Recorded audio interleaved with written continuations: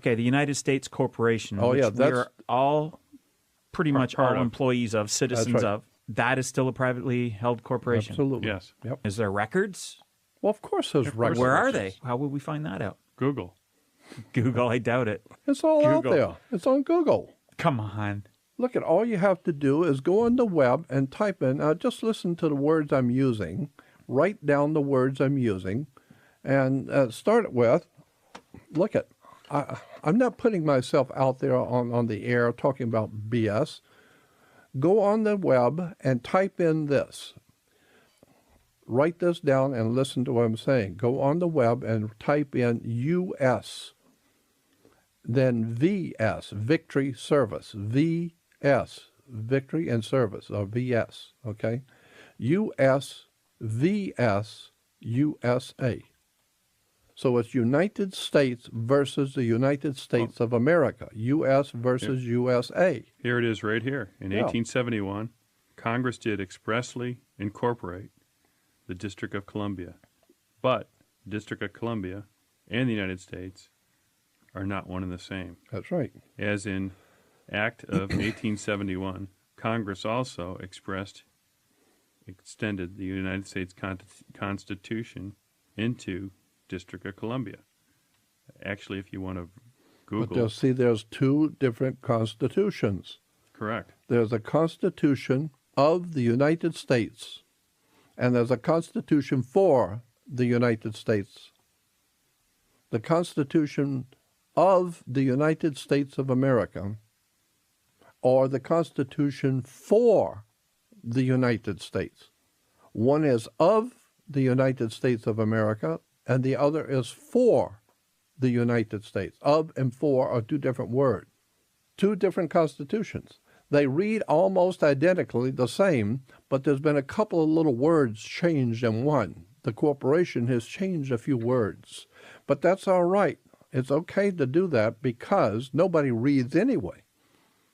Since nobody reads anyway, and no one has any idea what I'm talking about, that's okay, because nobody's going to say anything, because it has nothing to do with anything of any real importance, like Paris Hilton being laid, or basketball, or tennis, or sports, or anything that's important to the American people. Now, who owns you and your baby and your child? Who owns you? And who can put you into prison and who can take your life? That's unimportant. What's important to Americans is basketball, it's sports, it's it's entertainment. Things like who owns your body and who owns your person and who owns you. Americans couldn't care less, as long as they got plenty of beer and a lot of alcohol, because we do happily, thank God, at least in America, we got a liquor store on every corner. Why? To make sure everybody's got plenty of liquor, get liquored up, have all the beer and party all you want, and have a lot of fun watching TV, go to your frat parties and sex and drugs and rock and roll and drugs. And that's what you do when you're going to rape somebody. The best thing to do if you're going to rape a girl is get her drunk, right? If you're going to make a hit on her, get her drinking first, right? So it would follow that if you're going to rape a nation, get them on drugs. So that eventually one day, 80% of the whole country will be so drugged out and the rest are all drunk on alcohol, nobody's going to know anything about nothing. Nobody can read. Nobody understands what's going on. You got it made. Just go in there and rip them off. In life, there's two fucks, fuckies and fuckors. Hey, it's just business. Yeah, let's go have a beer. Why do you have to go to court to start with? I mean, what's the whole idea of going to court? Why? It's because you play basketball on the court. You play tennis on a court. And when the king has dominion of power around his castle, is called the courtyard. When you're dating a girl, you're courting her. So basketball, tennis on a court. How do you play tennis on a court? You play with a racket. You think all these words are just by chance? You need to understand. Now, I told you what understand means, where it comes from. You're standing under the subject you're building on. That's how you get understanding, is to stand under the subject. So don't just look at the surface of things. Do some homework and go down underneath where nobody's looking and get the real law. and go back to the original and find out where this stuff really comes from. Now, I would suggest, if you're interested in this subject, as I said before in the other program, go to the web and type in USVS USA. It's not my website. I didn't write anything on it. None of it's on my website. But I just found it to be extraordinarily interesting and incredibly important information right there in your face. Nobody sees it. It's called USVS USA. Also, while you're at it, go on the web and type in commerce game. Very simple, commerce game. And then also, while you're at it, well, since you're doing some reading and studying now for the first time in your life, you're actually waking up and actually putting something in your brain besides Paris Hilton getting laid or the basketball score. Since you're now actually doing something intelligent, like reading a book and understanding where your government comes from and why you're going to prison, it's because somebody owns you. And once you understand that, things are going to get a lot more clearer for you. Now, we go back to the subject of the corporation. My God, there's so much we could talk about in relation to this, but I'm not going to spend much more time on this because it's all out there on the web. Also, what I was going to say, go on the web to video. Go out there and, YouTube and all the different video services on the web, and type in commerce game. And there must be 1,000 hours of brilliant people, extraordinarily bright people in law and international law, maritime admiralty law, explaining to you. Sit and watch them. Just sit and watch and listen to the lectures on YouTube under commerce game. They will explain to you how the corporation works, who founded it, who owns the corporation, how it works, as opposed to the United States of America, who founded that and how that was founded, and the difference between being an American as opposed to being a U.S. citizen. Americans have access. This is what the U.S. government, the corporation, will tell you. If you write them, they will tell you, as an American national, you have access to the Bill of Rights and the Constitution.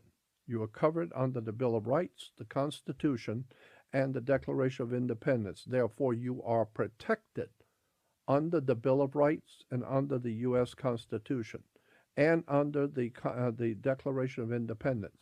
They will tell you that. You are protected. So if you are an American national, when you go into court, there are certain things they can't do to you because you're an American. You're a free man. You have certain rights and privileges that a U.S. citizen don't have because you're not a member. That's the same thing as if you work for Baskin Robbins or for some store and you go into Sears. Sears can't do anything to you. You don't work for them. You're not their employee. They don't have any jurisdiction over you. They can't tell you when to come in and when to leave. Why? Because you work for a different company. They don't have any control over you, no jurisdiction over you, only their own employees. That's why if you're a U.S. citizen, they have direct control over you because you are their employee. Now, if you are their employee of the corporation, let me give you an example like, let's say, Ford Motor Company. I use a big corporation because the U.S. is a big corporation, okay? So if you're working for, say, Ford Motor Company, well, Ford Motor Company, my God, it must be in 50 different countries. There's a Ford Motor Company in India. But if you work for Ford Motor Company in any country in the world, you're still an employee of Ford Motor Company. It doesn't matter what nation or what country you live in. You are still a member of Ford Motor Company. Therefore, you are under Ford Motor Company's laws, regulations. And if you do your job, which they needed somebody to do the job you were hired to do, and if you do your job, Ford Motor Company feels very secure that you are doing your job and taking care of your responsibility. They feel better about things because you're doing your job. Therefore, you are considered a security for them. because they had a problem. They had an opening that they needed some help. You came in, became their employee. Now they feel secure that their job is being done.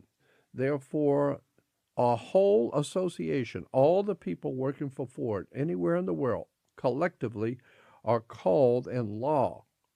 It's a collective body of people who work for Ford Motor Company, all nations and languages. They are referred to in law as the body social. The body social is a word in law meaning everyone who works for Ford. I don't care if they're in Afghanistan or in LA, doesn't matter. If they're working for Ford, they're part of the body of Ford. It's called in law the body social. And as long as you're doing your job, then you are a security for the body social, which means they're making money now. And they're doing real well. As long as you do your job and make sure you do your job well, they're making money and they're paying you. And what are you happy?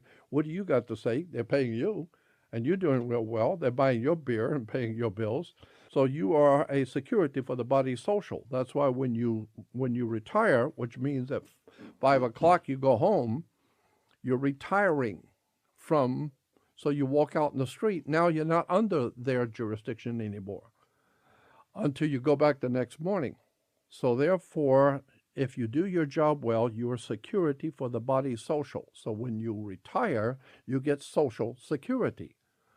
Why social security? Because they have made money off of you. So they're giving you a little dividend. They keep you quiet, keep you happy. They appreciate what you did. So they give you a few bucks to go live and get out of here. Go home and we'll send you a check every month. So you get something called social security. Why? Because your body is a security for the Ford Motor Company body social. For the whole social organization called Ford, your body was a security for it. So you get social security. It's not that they're giving you anything. You were a security. Now it goes in, there's another reason why it's called social security, because your physical body, your flesh and blood body is a security on the New York Stock Exchange. Your flesh and blood body is also security around the world on the different stock exchanges of the world. You don't know that, but your body is a security on the banking corporations of the world. If you go back and get your birth certificate, which remember, a birth certificate, your mother gave birth to you. She was in labor. So when she gave birth to you, the corporation took your body. They own your body. And your mother and father signed where it doesn't say parent, it says informant. And then look where the security, it's on bank security paper. All birth certificates are on bank security paper. It's the same kind of paper, the same design laid out. Stock or bond? Any stock and bonds, of course. Any stock or bonds. Where's the significance with the common stock, preferred stock, where the common man versus the preferred man? Of course. That's why I said if your daughter's getting married and she's marrying into the Rockefeller family, we say, well, boy, he's of good stock. What do you mean? She's marrying a cow? No, it's because humans are considered to be stock in the corporation. So he's of good stock or she's of good stock. So your body, your physical body is a security on the New York Stock Exchange. You are considered stock. Are all our stocks worth the same amount of money? Yeah, all the stocks are worth the same amount of money. And I'm not sure exactly how that's figured. I know who does the figuring. I know basically, and there's a lot of information already out there. All you got to do is go on the web and type in birth certificate stock market, birth certificate stock market. And all kinds of stuff will come up explaining how the stock market works, what your birth certificate is, how your physical body, flesh and blood body, are a security on the New York Stock Exchange, and that you're being bought and sold all around the world. Your body is. Well, that's what you look at the back of the Social Security number. There's usually a number. That's right, a series of numbers. And there's some theories that say that number is actually an ISIN number, which is a security or bond that's tracked around the globe. That's right. And that's why it's on the dollar bill. I mean, you look on any American bills, any bank notes, and you will see the same numbers. The serial numbers on bank notes in America are the same serial numbers on the back of Social Security card. Take your Social Security card and line up the number on the back with the numbers on the American bills, and you'll see they're all the same numbers. It's because your body is a security for the Federal Reserve that prints the money. You are the security for the Federal Reserve. Yeah, and that's where it went into the Department of Human Resources and Yeah, Social Security Administration. And I think part of that goes back into 33 when the U.S. government was rebuilt with all these new departments after we were bankrupt after the Great Depression. That's right. Bankrupt after the Great Depression and had to refinance the whole corporation, and the corporation needed money. Go back to 1913 with the Federal Reserve Act. That was put into place. There's all correlations between World War I, World War II, and where we're at today. Where can I see that? Is You it just possible? go on the web and go to stock market birth certificate, and go also to video, YouTube, and listen to the experts. I'm not the expert. I'm just telling you, go to listen to the experts. They'll explain it all to you. Just go on the web to YouTube and type in stock market birth certificate or birth certificate stock market, and then listen to all the experts. They were giving lectures on the subject of how it works, why it works the way it does, and all that. It's all been out there for years. Nobody reads. And the reason why most people have never heard this is because it's basically the reason why most people are not aware of this kind of knowledge is very understandable. It's very reasonable. It don't have anything to do with basketball or sex or Paris Hilton or Big Top Pee-wee or Bugs Bunny or the sitcoms and 2.5 Men and all this other silly nonsense that Hollywood gives to children. They give, that's when I was a kid. Today, even when adults get together, they always tell the kids, go out and play ball. Why? Because the men after dinner want to talk man talk. The women are going to be in the kitchen talking women talk. And men don't have any place in there, so just stay out of the kitchen because you don't want to hear it anyway. The women have their own thing, and the men are going to be sitting in the front room with the cigars and the wine, and they're going to be talking business and talking stuff, right? And we don't want children sitting here hearing what we're talking about. So you tell the kids, go out and play ball. Well, here's how to find it. If you Google it, it'll state that first date, the year that you were born. So if you were born in 1967, you / and then you put in the letter D for Delta or date, and then you obviously all uppercase, and then you'll type in that number. And that's how you can check it, and you can go to different sites. One of the sites here is showing, go to fidelity.com. That's a great way to check a stock symbol and whatnot. If you back up, go to fidelity.com, type in the year that you were born, / Delta, and then the numbers, and that should show when you were born. The numbers on the back of your birth certificate. Okay. Or Social Security card. And Social Security card. Are they the same number? No. They're different. They're different They're all numbers. different. They're all different. But I'm just saying, look, let me state again, I'm not the world's foremost expert on any of this. What I bring to the table, if anything of any value, is the people that I have been in the company of. I have been blessed with the ability to be in the company of extraordinary people who know extraordinary things about law, about government, about religion, about ancient history, about the occult world, dealing with occult religions, occult symbols, the dark world, and I don't know what else to call it, the dark world, the world of the occult. The hidden world. The hidden world of how finance really works.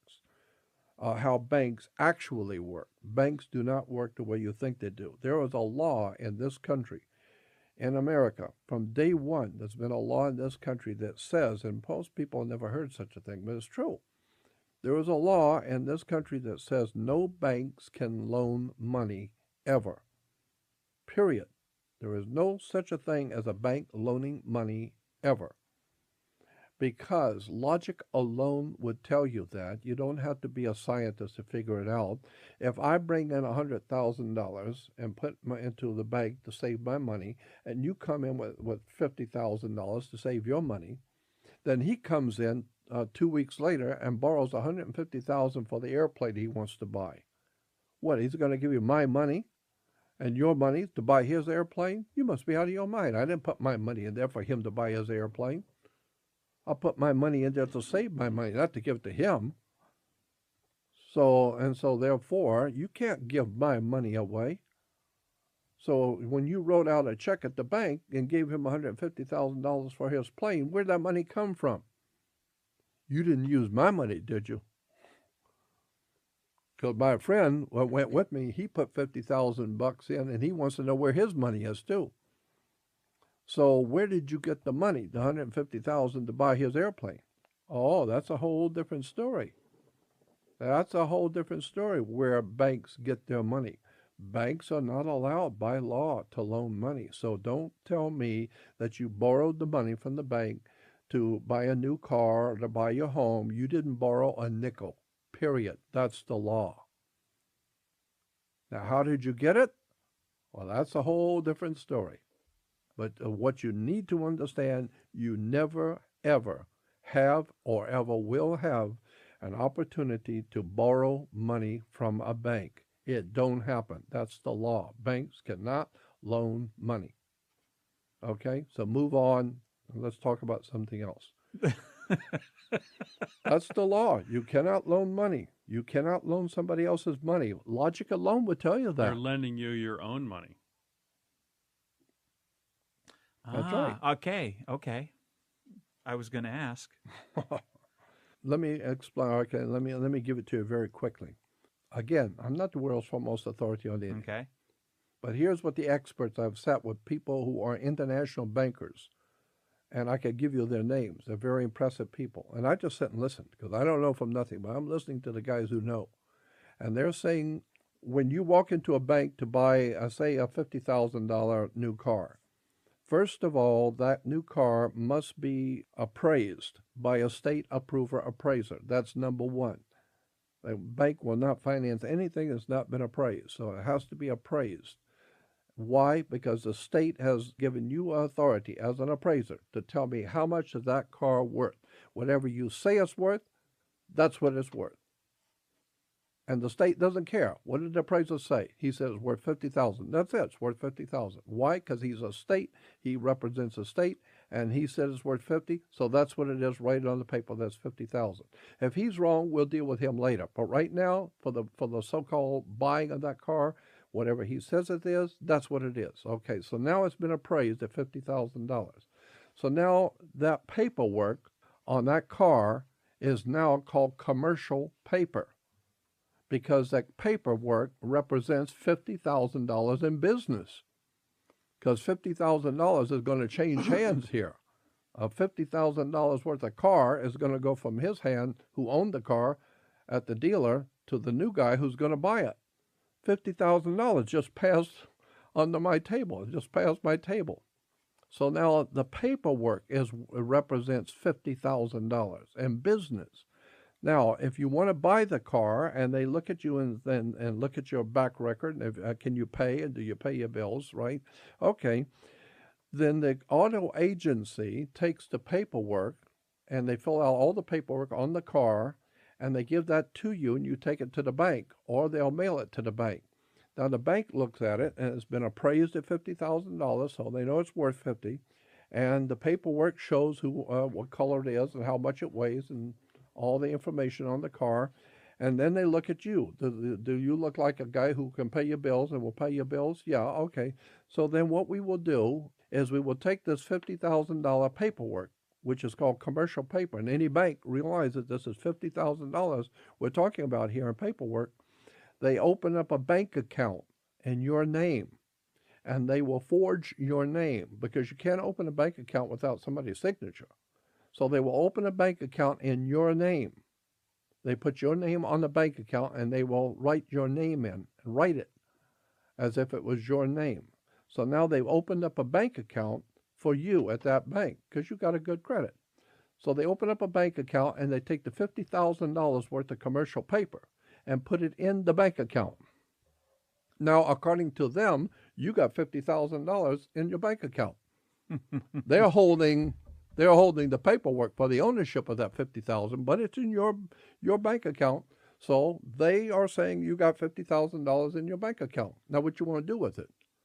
Well, I'd like to buy the car, Airhead. That's why I came over here. Okay, so since you have $50,000 with us, because we own the pink slip, not you. We own the car. and the car is worth $50,000. So since it's worth $50,000 and you want the car, we opened up a bank account for you. Now we will sign a check on your bank account for you that gives you the $50,000 for the car, and you give it to you. It's not to you, it's to the auto agency. So now the auto agency gets the $50,000. They're happy. They sold the car. You're happy. You got a car. The bank's happy because they just did $50,000 worth of business. They're happy. Everybody's happy. Come on. Paul, help me out here. So everybody's happy. Now, when you pay your first payments, all of that goes to interest. Why? It's because they never paid you anything. They took the $50,000 appraisal paperwork, commercial paperwork that represented $50,000, put it into a bank account, then wrote you a check on your bank account that you gave to the car agency. So when did they give you my money or his money? They didn't give you nothing. You gave them $50,000. Of course, you borrowed it from the auto agency, so they actually put up the $50,000 for you. They gave you a $50,000 car. So they gave me $50,000 before Credit. I got the car. That's right. Okay. So, but it's a credit. They didn't give you my money. They wrote a check on the commercial paper, which represented the $50,000 in business. They gave you a check on that paperwork. Because if you don't pay it back, the auto agency doesn't care. They don't care if you don't pay it. They got paid. They don't care. That's your problem with the bank if you don't pay it. And the bank doesn't care because they got your pink slip. So if you don't want to pay it, fine, we'll just take the car. It's ours. We got the pink slip. We own it. You signed it over to us. And, so if you don't pay for the car, that's no problem. We'll just take the car. Because we can always hand it back and sell it for $50,000. So besides, we didn't pay you anything. So if we sold the damn car for $20,000, we made $20,000 more than what we were expecting. Because we didn't pay you nothing anyway. They don't give you a loan. No, they're using your own money. They loan you money, but they loan you your own money. That's right. They don't loan you nothing. Oh, we forgot the part that they'll also do that, and then with the fractional reserve, they give you 16 times whatever was on deposit. Like if it's your $50,000 check that you borrowed, they took that asset and then enhanced it with. Well, they take it's $50,000, they would take it 16 times that, and then they reloan that out to others. I mean, it's fractional reserve. It's just one big pyramid. Yeah. It's crazy. But we'll get into that. I think that'll be stuff. Another series in itself, where we can get into some of that with, sort of how the whole banking system works. So therefore, the way it works is that your body is a security on the New York Stock Exchange. You're worth about $6 million on the New York Stock Exchange that you don't know anything about. And it's not important for you to know anything about it. You're just going out to the ball game and drink your beer and play basketball and do whatever the silly-ass thing you do that you call yourself doing. And you let your masters who own the country and the masters who own the world, let them take care of all the business. You're just a kid. You be a team player. You're just going out and play ball. And one day you're going to wake up and find out how this world really runs. And when you find out that you have been lied to and tricked and deceived, and you're not an American, you don't have any freedoms, you ain't never had no freedoms, and your grandma never had no freedoms. You go back to 1871, son, you ain't never had no freedom. You have the Statue of Liberty. You ask permission. You don't do nothing in this country unless you get permission. You sign the papers.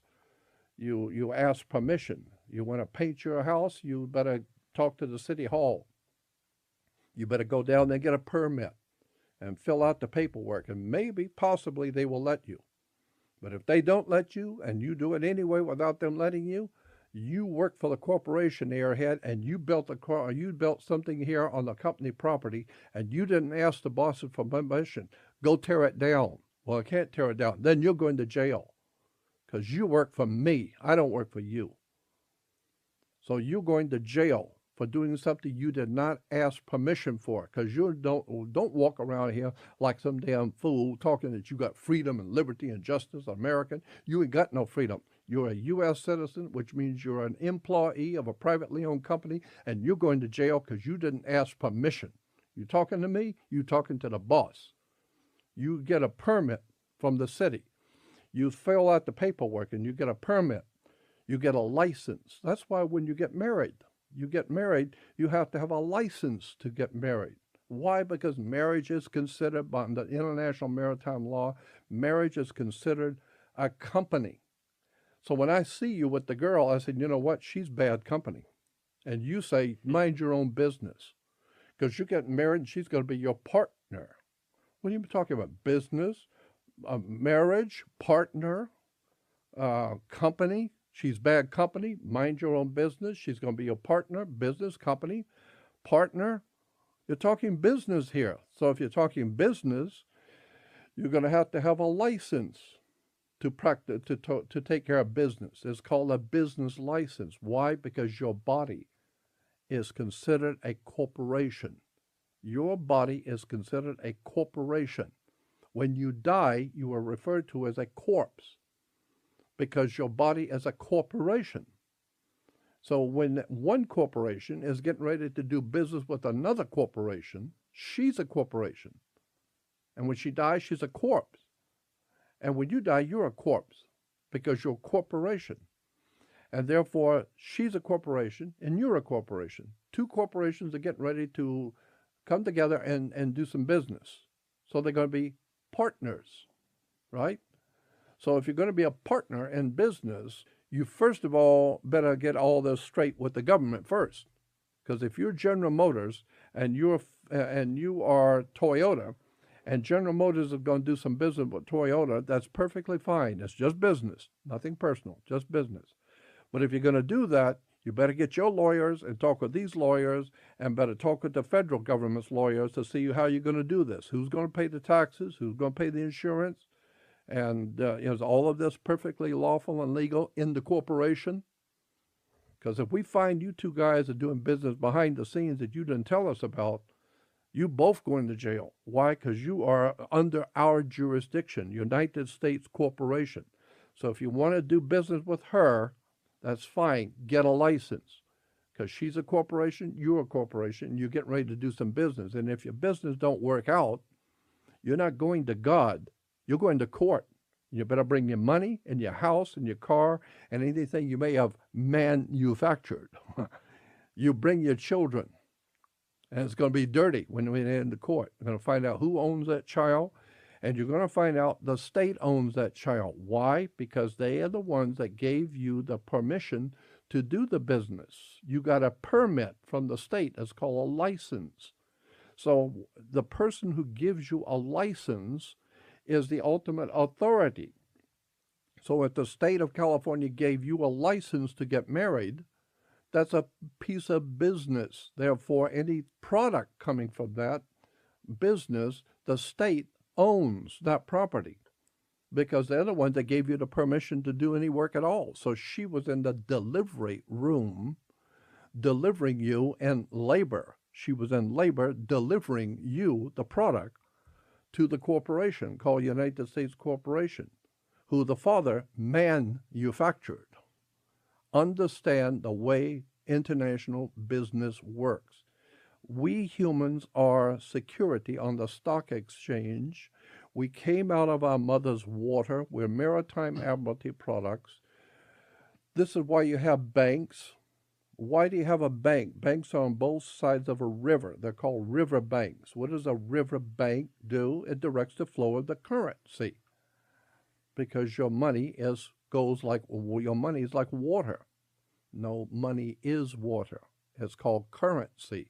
It's a current, an ebb and flow, comes in and goes out, an ebb and flow.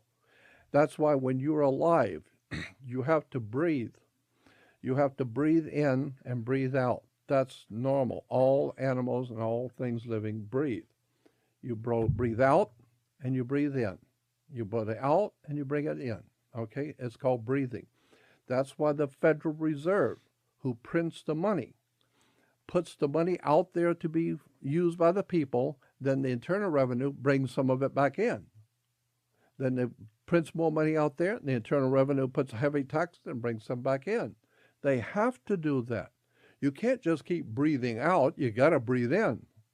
But you can't keep breathing in. You got to breathe out to breathe in. So the same idea is that you put out the money, but then you got to bring it back in and put it back out and then bring it back in. It's the ebb and flow of life. You know, like the movie Network. Life, the world is a business, Mr. Beal. It's all It's commerce. all commerce. We're talking money here. So if we want to get married, we're talking money.